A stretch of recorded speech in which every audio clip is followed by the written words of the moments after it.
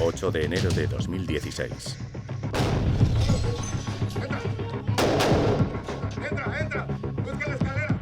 En Mochis, una ciudad del litoral mexicano, un grupo de élite de marines mexicanos se enfrenta a operativos del cártel de Sinaloa.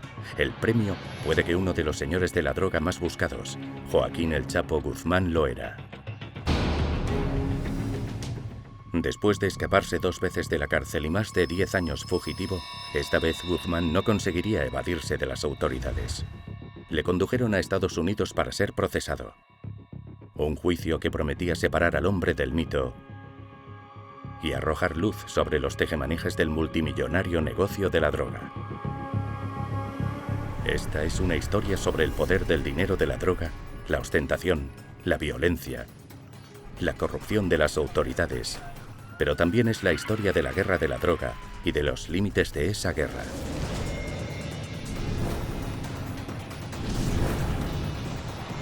Los lujos de los narcos, el fin de El Chapo Guzmán.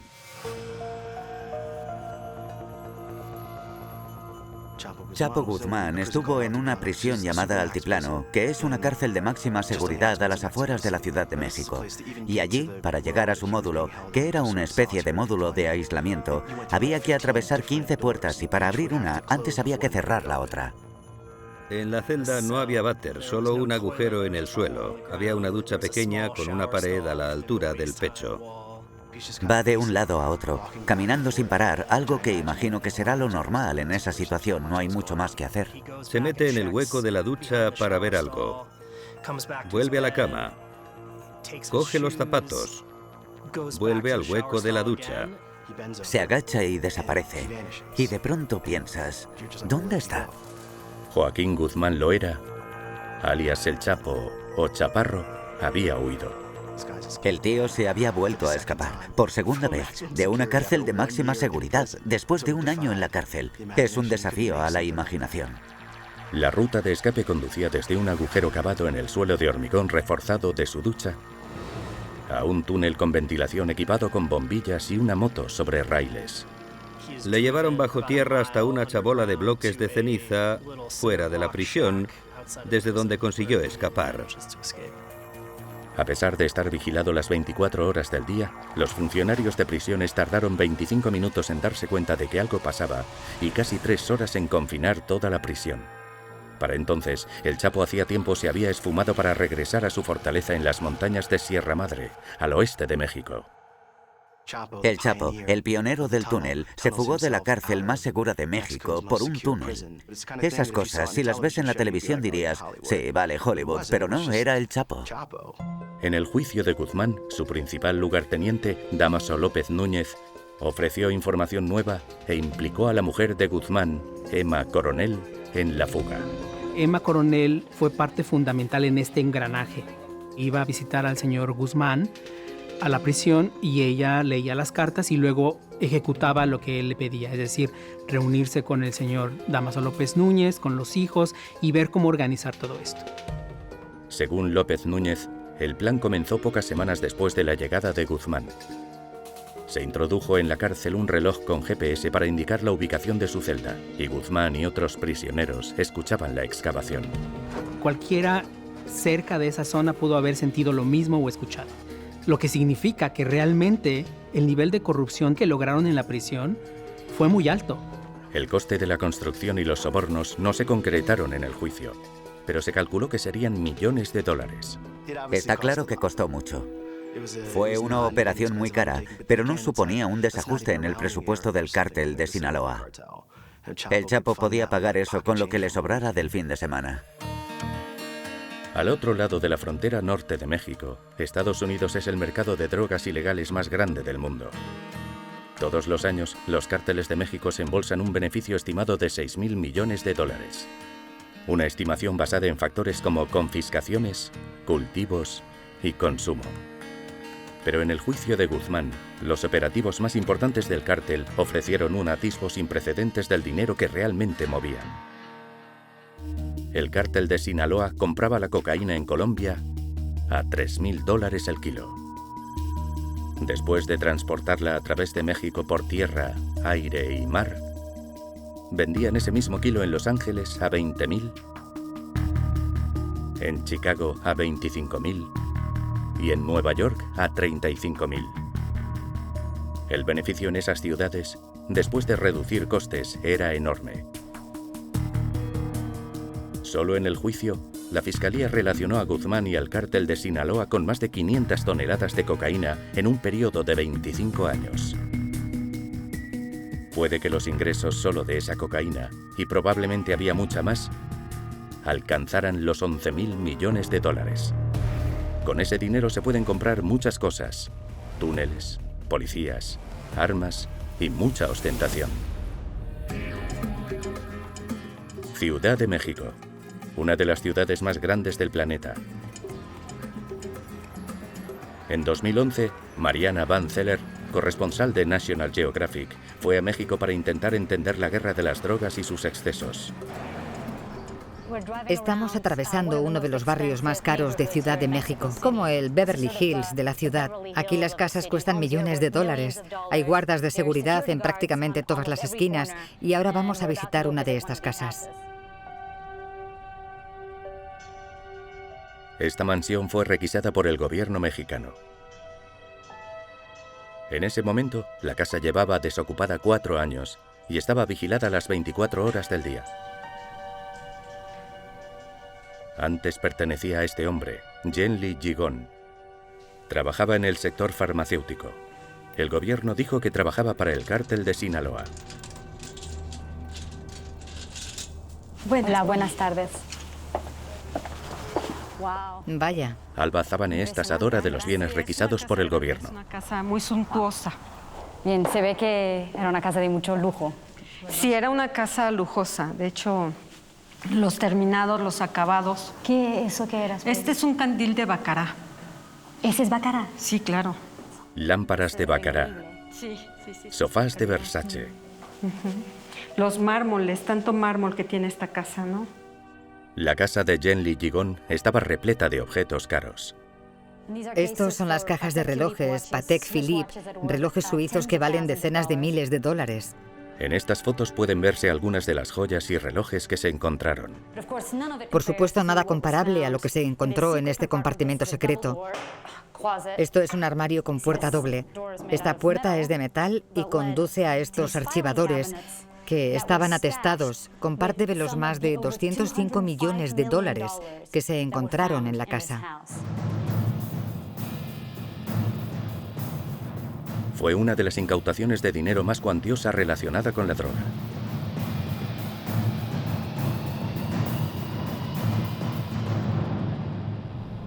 Las autoridades requisaron esta casa porque creían que Jenly Gigón vendía los precursores químicos utilizados para fabricar metanfetamina al infame cártel de Sinaloa. En 2007, Jenly Gigón huyó a Estados Unidos y negó cualquier implicación. Fue extraditado a México en 2016 y enviado a la cárcel. Está a la espera de veredicto por tráfico de drogas, lavado de dinero y tenencia de armas. En esta subasta en la Ciudad de México en 2011, el gobierno vendió joyas, cuadros e incluso coches de lujo. Algunos de los artículos pertenecieron en su día a sospechosos de tráfico de drogas y Jenly Gigón. ¿Qué espera comprar aquí hoy? Quería comprar unas esculturas. Subastan un piano precioso y algunos cuadros. ¿Sabe de dónde provienen estos artículos? Sí. ¿De dónde?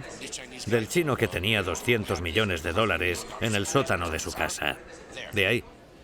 Para algunos compradores, los artículos vinculados a un propietario infame tienen más caché. Si te dijeran que el reloj que compraste pertenecía a un narco específico, ¿qué te...? Incluso podía tener un valor mayor, ¿no? Hay gente que son figuras, digo, lamentablemente son famosas, ¿no? Y el traficante de drogas más famoso de todos es Joaquín El Chapo Guzmán. Con el nivel de notoriedad que tienen, El Chapo es uno de los 3 gángsteres más conocidos del último siglo, junto con Pablo Escobar y Al Capone. Se fugó de una cárcel de máxima seguridad 2 veces. Estuvo 13 años fugitivo y la lista Forbes le incluyó en su lista de multimillonarios. Durante décadas fue la cara del poderoso cártel de Sinaloa, pero en el juicio quedó claro que no estaba solo.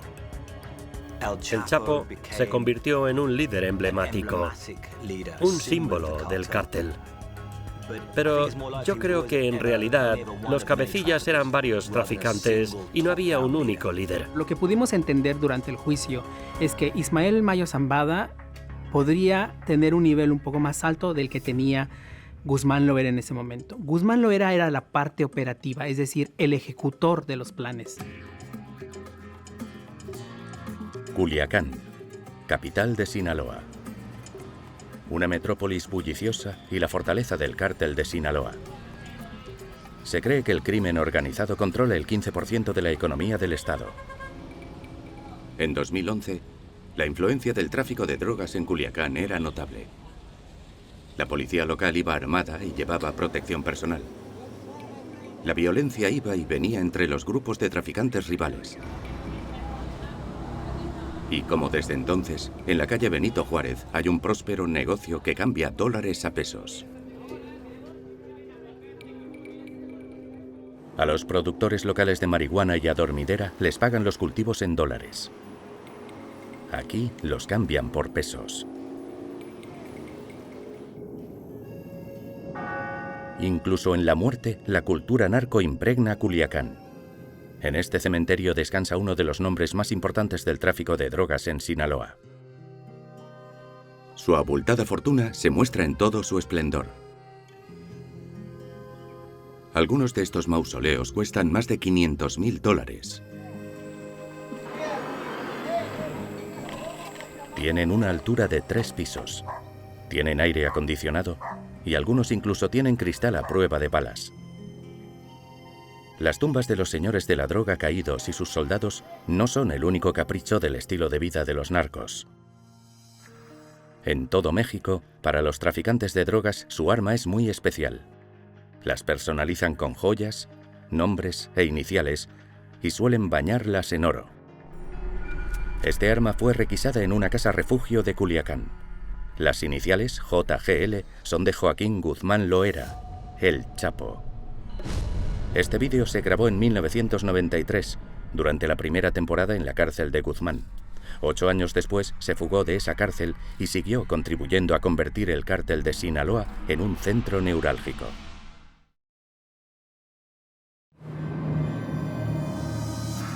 El negocio de la droga revierte miles de millones de dólares a México y con ese dinero los narcos no solo compran cosas lujosas. Los cárteles utilizan su riqueza para combatir a sus enemigos y estar mejor armados que los cuerpos de seguridad. Unas cámaras de seguridad grabaron este incidente. Marzo de 2010. Los sicarios de Sinaloa entran en Krill, en el estado de Chihuahua. En esa época, Guzmán y el cártel de Sinaloa intentaban hacerse con el control de Chihuahua y el preciado paso fronterizo de Juárez. Primero, bloquean el acceso a la ciudad. Cualquier vehículo que quiera entrar es detenido y registrado. Su líder, Enrique López Acosta, esbirro de Sinaloa. Transmite sus órdenes a sus sicarios, junto con unos tiros de lo que parece cocaína.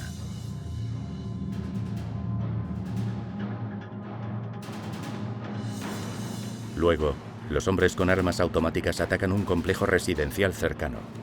Se cree que iban tras un líder local del cártel rival de Juárez.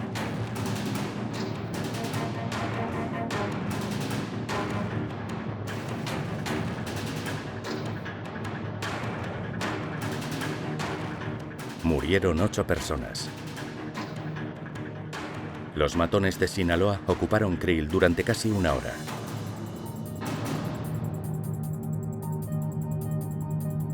Resulta sorprendente porque el vídeo lo grabó la policía estatal. 7 agentes vieron todo el ataque desde un puesto de escucha cercano, pero no intentaron impedirlo. También van armados hasta los dientes.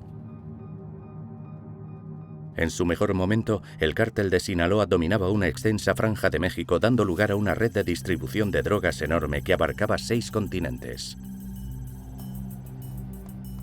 Y lo más sorprendente es que Guzmán contribuyó a levantar ese imperio durante su primera estancia en una cárcel de máxima seguridad, un lugar llamado Puente Grande. El modus operandi de El Chapo en Puente Grande fue sobornar rápidamente a todo el mundo que le hacía falta. Y contrató a un secretario que se acercaba a un guarda, a un conserje o a un cocinero y les decía: nos gustaría que, bueno, trabajaras para nosotros, con nosotros. El Chapo Guzmán logró apoderarse del control total del penal. Miserables cantidades de dinero a los custodios. A los custodios que hacían lo que el Chapo quería cuando quería. Le metían mujeres, le metían droga, le metían comida, y llegan mariachis, y llegan litros y litros de alcohol. El Chapo Guzmán dirigió su negocio desde la cárcel durante 8 años, hasta que en México se aprobó una nueva ley que facilitaba la extradición de los señores de la droga a Estados Unidos. Por lo que sabemos, a principios de 2001, en enero, el Chapo Guzmán decidió que tenía que irse. El máximo responsable de la seguridad en México visitó la prisión y, preocupado por la corrupción, ordenó el traslado de Guzmán. Esa misma noche, creo que fue sobre las 8 o 9 de la noche, los guardas hicieron su ronda y supuestamente el Chapo estaba en su celda. El Chito, un ordenanza joven, se detuvo en la celda de El Chapo con el carro de la lavandería. Metió a El Chapo dentro. Le llevó por el pasillo hasta una puerta que habían mantenido abierta con un zapato.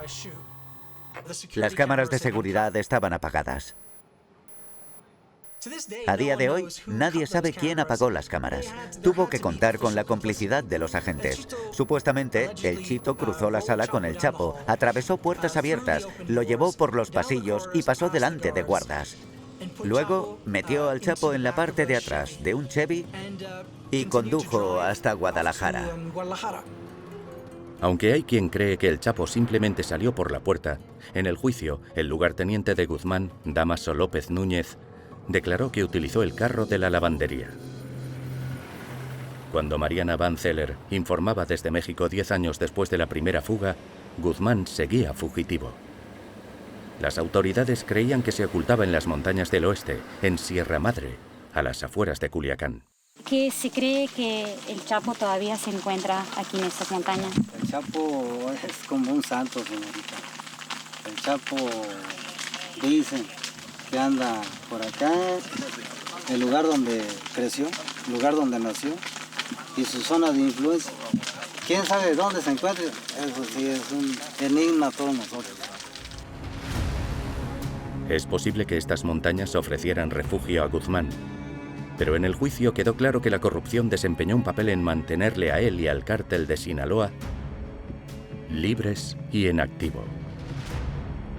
El hijo de Mayo, Zambada, declaró que en la década de 2000, los sobornos a policías mexicanos suponían $1 millón al mes. El hermano de Mayo afirmaba que un antiguo jefe de policía, Genaro García Luna, recibió pagos por un total de más de $6 millones. Y un traficante colombiano declaró que Guzmán pagó al expresidente Enrique Peña Nieto $100 millones. Tanto García Luna como Peña Nieto negaron las acusaciones. García Luna se encuentra actualmente en una cárcel de Estados Unidos a la espera de juicio por tráfico de drogas. Un líder criminal no se hace solo. Tiene que vencer muchos obstáculos y esos obstáculos no los vence solos. Los tiene que vencer con autoridad de diferentes niveles: gobierno local, gobierno estatal y gobierno federal.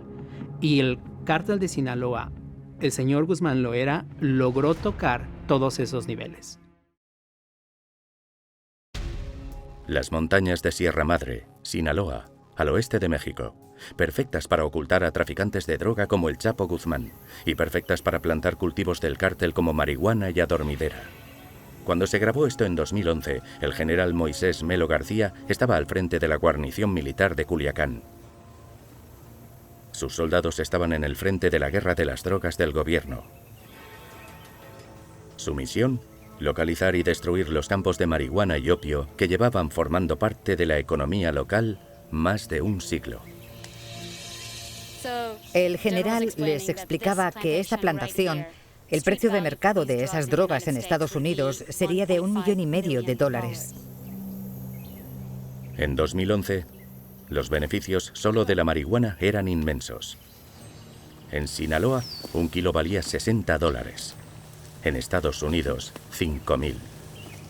En 10 meses, las tropas del general Melo García destruyeron 25.000 cultivos de marihuana como este. Pero eso solo era rascar en la superficie. Estas montañas ocultan muchos miles más. Hay muchísima demanda de los Estados Unidos. ¿Usted piensa que es fácil parar ese negocio, parar el narcotráfico con estos operativos? Bueno, inmediatamente no. Esto es a largo plazo, no sabemos cuántos años, pero es un trabajo continuo. Ahorita estamos aquí, terminamos esta área, nos vamos a otra, terminamos ahí, a otra, todo el año. Desde esta grabación, la legislación en ciertas partes de Estados Unidos ha reducido el beneficio de la marihuana. Ahora lo que están haciendo es quemar las plantas de marihuana. Pero incluso entonces, el cártel de Sinaloa ya estaba ramificando con otra droga más lucrativa. Una que no requería meses de cultivo y que el aire no estropeaba. Una droga que era más barata, muy adictiva y tremendamente rentable. La supuesta fuente de los $205 millones del empresario chino-mexicano Yen-Li Jigong, la metanfetamina. La Federación de Sinaloa y el Chapo en concreto vieron la metanfetamina como un mercado nuevo muy lucrativo en el que podían hacerse con el control. En sentido empresarial es lo mismo que cuando Hewlett Packard vio la impresora de tinta. Era algo que costaba poco fabricar, algo que podían vender con un margen de beneficio enorme. Esta es la cámara acorazada de drogas de la base militar de Culiacán.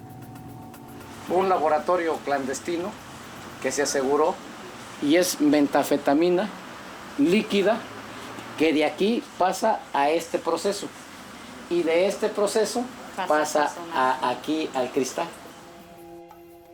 Actualmente, los cárteles mexicanos dominan el mercado estadounidense. La meta mexicana es más pura, más barata y representa la mayor parte de la mercancía vendida en Estados Unidos.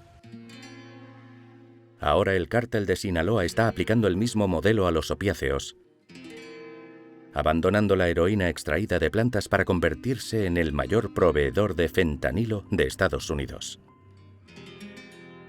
En 2011, la lucha contra los cárteles se había convertido en la principal misión del ejército en Culiacán. Y todos los meses confiscaban miles de armas.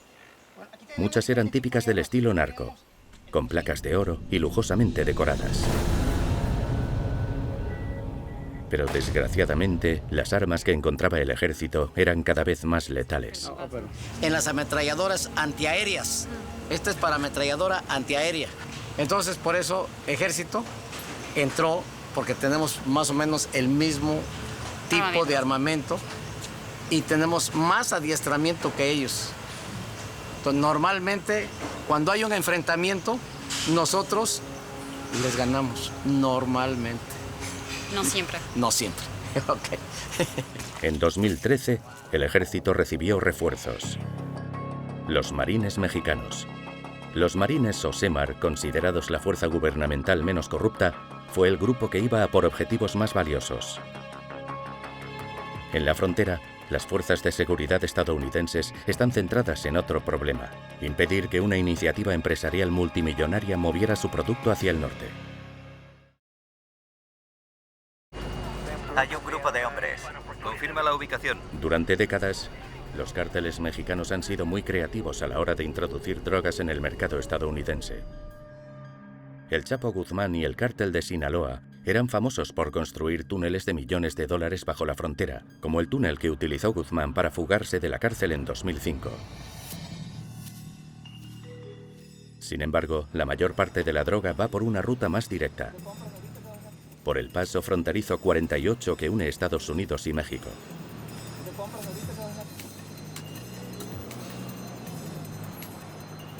Todos los días, más de 23.000 vehículos y peatones cruzan a Estados Unidos por aquí.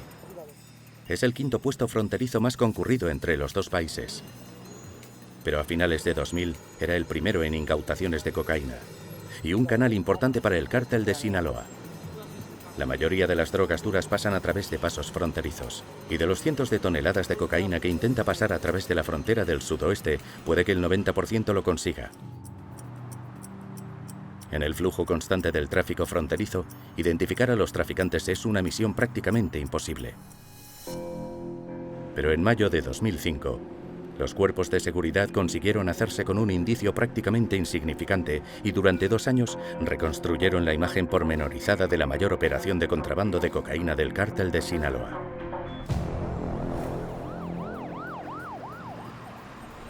Todo comenzó con un control de tráfico rutinario en la ciudad de El Centro, a 20 kilómetros al norte del paso de Calexico.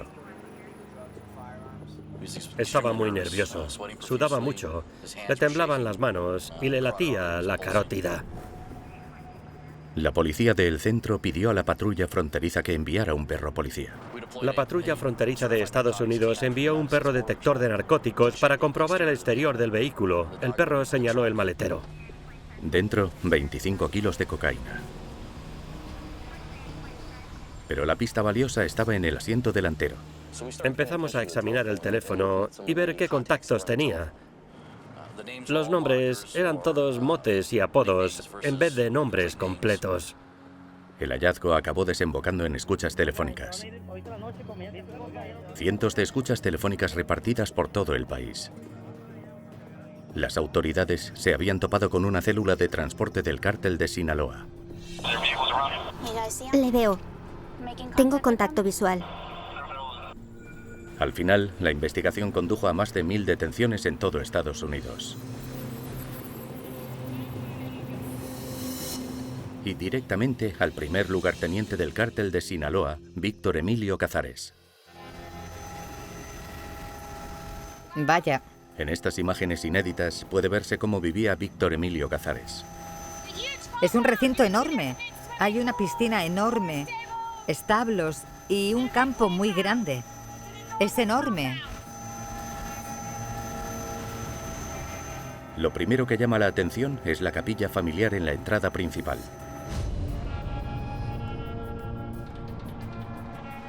Luego está la casa principal con una piscina cubierta. Los establos son para la colección de caballos bailadores de Cazares. Un estilo de vida caro, pero según una investigación de la Oficina para el Control de las Drogas, la DEA, se lo podía permitir.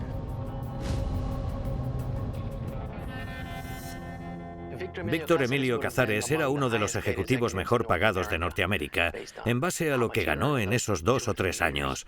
Unos 200 o 250 millones de dólares. Está a la altura de los titanes de Wall Street y la DEA calcula que durante un periodo de 2 años introdujo 40 toneladas de cocaína. La operación de contrabando de droga de Cazares comenzó aquí, en la estación de autobuses de Culiacán. Todos los días salían autobuses que iban desde Culiacán a Mexicali, en la frontera estadounidense, con 72 kilos de cocaína. No la transportaban los pasajeros y no estaba en su equipaje. La cocaína estaba escondida en las llantas de las ruedas traseras de los autobuses. Cuando el autobús llegaba a Mexicali, se lo llevaban a un almacén propiedad de Carlos Charlie Cuevas, el cabeza de la célula de transporte de Cazares. Gracias a los cientos de escuchas y años de vigilancia, la DEA se hizo una idea de cómo introducía Cuevas la cocaína en Estados Unidos. Al final tenía 30 o 40 personas trabajando para él. Conductores, vigías, reclutadores, operarios de los depósitos clandestinos. Se dedicaban a pasar la cocaína desde Mexicali en México a través de la frontera y subirla hasta la zona de Los Ángeles. Cuevas equipó una flota de coches con compartimentos secretos en los que cabían hasta 50 kilos de cocaína. Las drogas iban en lo que se denomina un coche cargado y siempre va seguido de un coche de vigilancia. Los observadores en el terreno a ambos lados de la frontera informan de su avance a través de un móvil. Cuando el coche cruza la frontera, otro coche de vigilancia le sigue hasta Los Ángeles. La operación está diseñada para mantener a un equipo bien aislado de otro.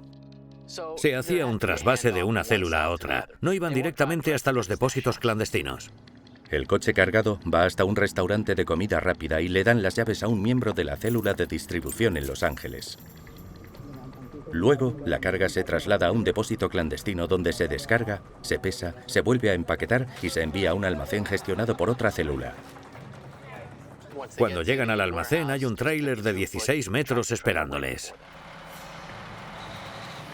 Los ladrillos de cocaína están escondidos en la unidad de refrigeración y el techo del tráiler hasta los 300 kilos en cada viaje. Y luego 2 conductores conducían hasta Nueva York sin hacer paradas. La operación Cazares abastecía al noreste. Cuando la carga llegaba a Nueva York, se descargaba la cocaína y se llenaban los compartimentos secretos con el dinero de vuelta a Los Ángeles. Hasta $3,5 millones en cada viaje. Después, el dinero se distribuía a cientos de asociados. Cazares conseguía que casi todo el dinero ganado llegara hasta los responsables de blanquearlo y a negocios desde Tijuana a Culiacán. Basándose en las numerosas pruebas en su contra, el gobierno mexicano intentó llevar a Cazares ante la justicia. Víctor Emilio fue visto en el centro de Culiacán. Había un grupo con la misión de detenerlo, pero estaba rodeado de 20, 30 guardaespaldas. Y en ese momento tuvieron que tomar una decisión. ¿Intentamos detenerle a plena luz del día y provocar un baño de sangre o dejamos que se vaya? Y decidieron que estaban mejor armados y dejaron que se fueran. Después de 5 años huyendo, Cazares fue detenido en 2012. Se había sometido a una cirugía plástica para parecer más joven. Fue extraditado a Estados Unidos en 2016 y sentenciado a 15 años de prisión. A pesar del revés, el suministro de cocaína del cártel de Sinaloa a Estados Unidos no disminuyó. La red de Cazares solo era una de tantas en la frontera. Ahora mismo hay muchas células operativas, a saber 12, 24, siguen activas, nunca para. En 2012, las autoridades también estaban cercando a El Chapo. Y como en la célula de Cazares, los móviles serían vitales para su detención. En verano de 2013, los narcos mexicanos petaban las redes sociales.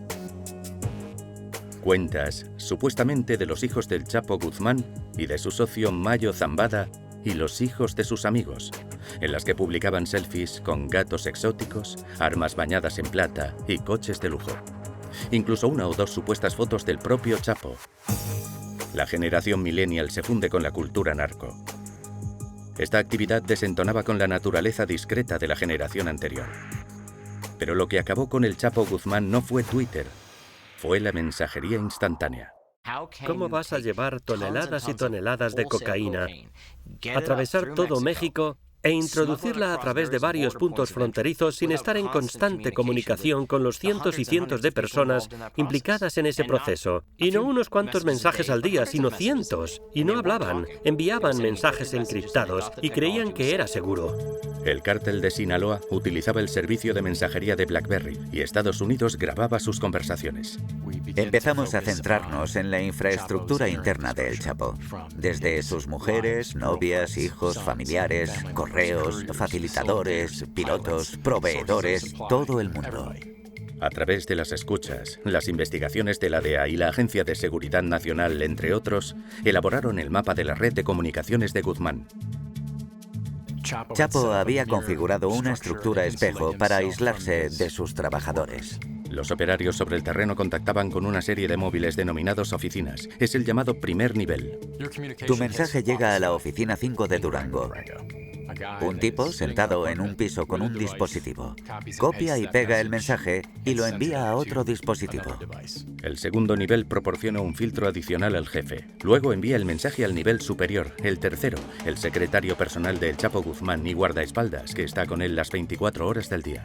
El secretario recibía el mensaje y se lo leía a El Chapo. El Chapo le daba su respuesta y el secretario volvía a ponerla en circulación. Los agentes consiguieron establecer un patrón de vida rastreando las ubicaciones de los móviles del tercer nivel.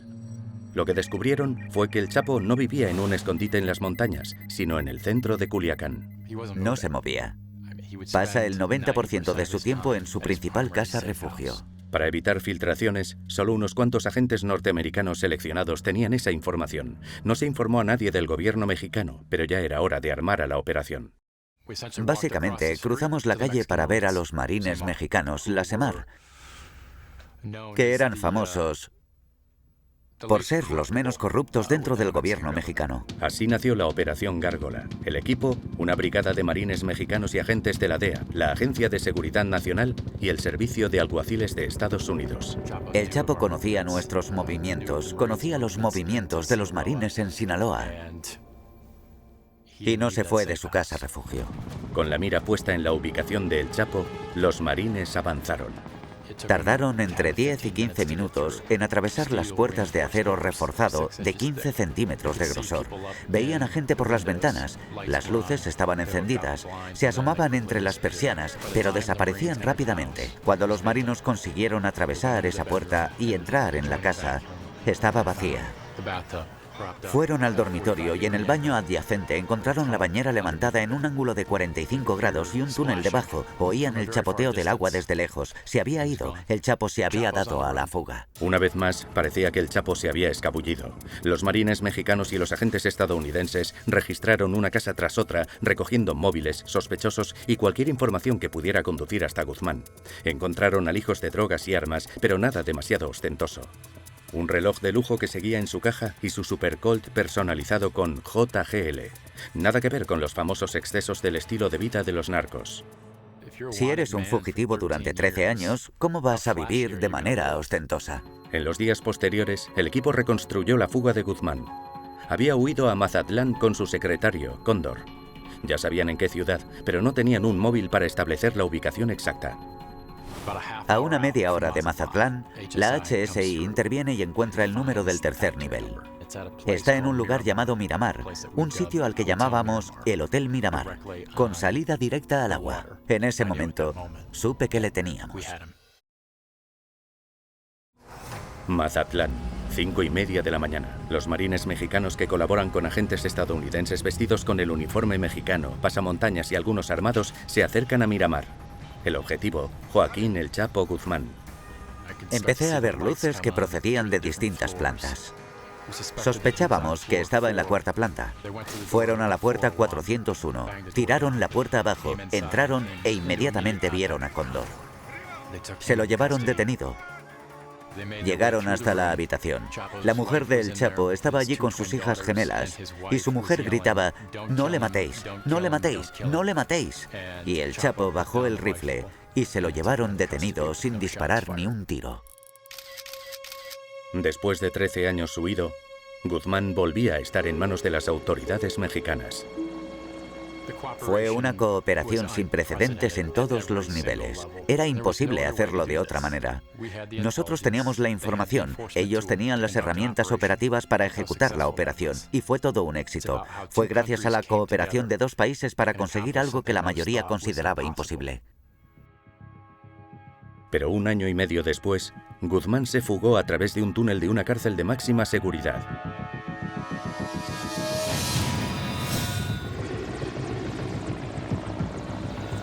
Sin embargo, no conservaría su libertad mucho tiempo.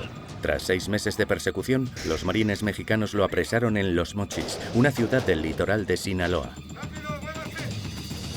Sorprendentemente, volvería a fugarse con un túnel antes de que le detuvieran definitivamente.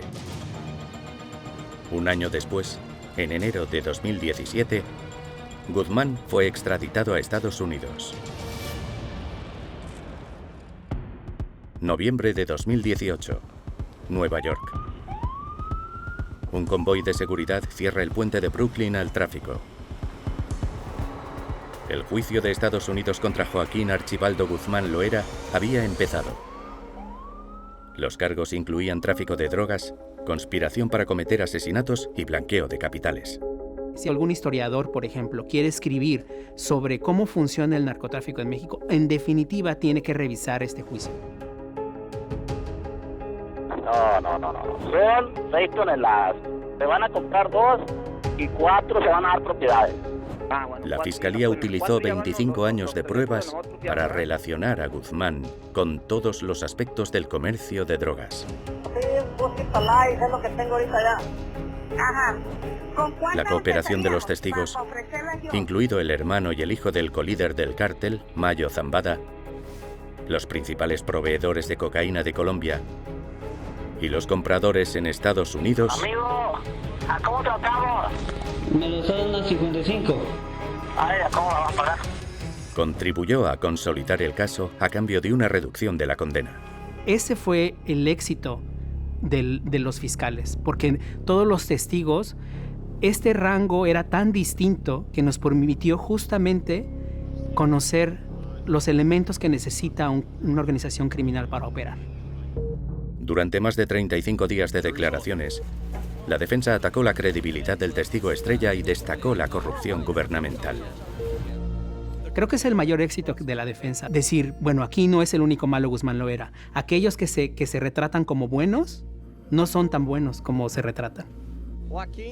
Al final, Guzmán fue declarado culpable de todos los cargos y sentenciado a cadena perpetua más 30 años. Aunque hay una apelación en marcha, ahora está en la cárcel más segura de Estados Unidos, en Florence, Colorado. Sus días de abrir túneles parecen haberse acabado. El juicio del señor Guzmán Loera no solo es el juicio del siglo por el personaje que él representa o el personaje que él es. Es el juicio del siglo porque nos abre esa puerta sobre cómo será la nueva lucha contra el narcotráfico.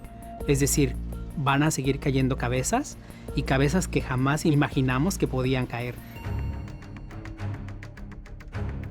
Desde que México declaró la guerra a los cárteles de la droga en 2006, han caído muchos de los cerebros del cártel, incluido el Chapo Guzmán. Sin embargo, los asesinatos se han multiplicado por 4, teniendo como referencia las cifras de 2007. ¿En qué ayudó la sentencia del señor Guzmán Loera? ¿El narcotráfico está peor que nunca en México? ¿Los grupos criminales son más poderosos que nunca en México?